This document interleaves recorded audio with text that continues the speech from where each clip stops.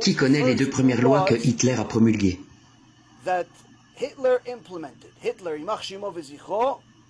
Les deux premières lois que Hitler a promulguées qui, non seulement l'ont jamais mis dans une catégorie à part de toutes les autres personnalités historiques, mais qui ont également créé le plus grand miracle financier de toute l'histoire.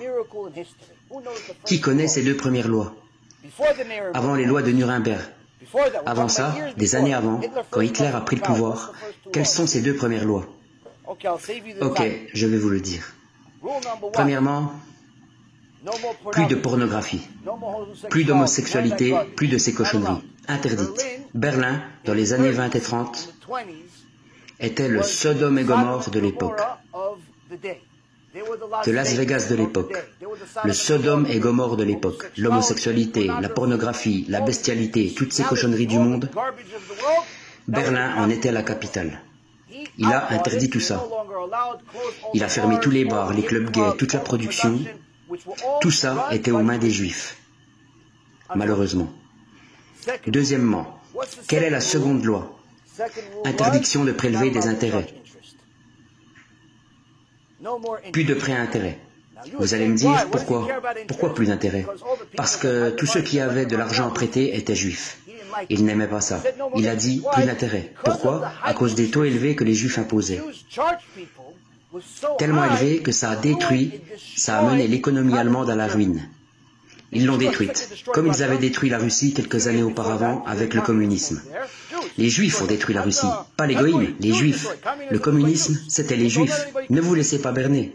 Étudiez l'histoire. Karl Marx et tous les autres damnés, ils étaient tous juifs. Mauvais, mais juifs néanmoins. Ils ont détruit la Russie et il a écrit dans le chapitre 2 de Mein Kampf, ils ont détruit la Russie, ils veulent maintenant détruire l'Allemagne. C'est pourquoi il faut que je les détruise. Ça ne veut pas dire qu'ils avaient raison, c'est juste l'histoire vraie. Donc, il a vu que les Juifs contrôlaient le système financier et qu'ils prêtaient à des taux tellement élevés qu'ils détruisaient l'économie allemande à tel point que quand vous alliez acheter du pain à la boulangerie, il fallait y aller avec une charrette remplie d'argent. Le temps d'arriver à la boulangerie, c'était déjà plus assez. Pourquoi? Parce que l'inflation était tellement élevée, le pain valait beaucoup plus et l'argent avait été dévalué. Il s'est dit, quelle est la cause? Parce que personne n'a les moyens de faire plus de quoi que ce soit. Parce que les taux sont tellement élevés, alors il a décidé de supprimer l'intérêt. Interdit de prêter avec intérêt. C'était au moment de la Grande Dépression partout dans le monde. Le monde entier s'effondrait. Les États-Unis, le Royaume-Uni vivaient un effondrement financier. Tous les pays s'effondraient. L'Allemagne encore plus que les autres. Mais après avoir promulgué cette loi interdisant l'intérêt, en seulement 6 ans, l'Allemagne est devenue la première, la plus prospère économie au monde. On a appelé ça un miracle financier. Pourquoi? Ils avaient été les seuls à avoir le courage de supprimer l'intérêt. Ceci est une des raisons principales pour laquelle ils détestaient les Juifs. Parce qu'ils avaient détruit l'économie à cause de leur cupidité. Ça ne l'excuse pas du tout, ne mélangez pas tout. Mais ceci est en train de recommencer. Le business des prêts en espèces aujourd'hui est en train de détruire l'économie américaine. Pourquoi? Parce que tous ceux qui sont en défaut de paiement, tous ceux qui se sont fait voler, vous savez qui ils sont? Les petites entreprises. Les petites entreprises sont le fondement de l'économie, pas les grandes. Coca-Cola, Apple, Google, Amazon, tous ces grands groupes font marcher les affaires, mais c'est pas ça l'économie. Le fondement de l'économie, ce qui fait prospérer, c'est quand les petites entreprises se créent et prospèrent. Parce que c'est elles qui emploient le plus de personnes. Si les petites entreprises se portent bien, alors l'économie prospère.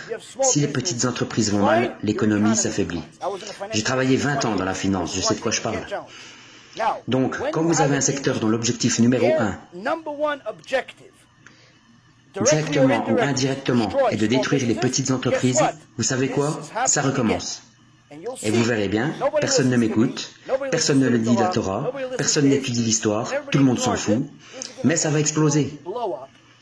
Et vous verrez que Édom, la Torah prédit le retour d'Édom. Le nouvel Édom, c'est l'Amérique. Édom, c'est l'Amérique. Pourquoi? L'Amérique, c'est Édom, je vous le dis. Vous verrez bien ce qui va arriver.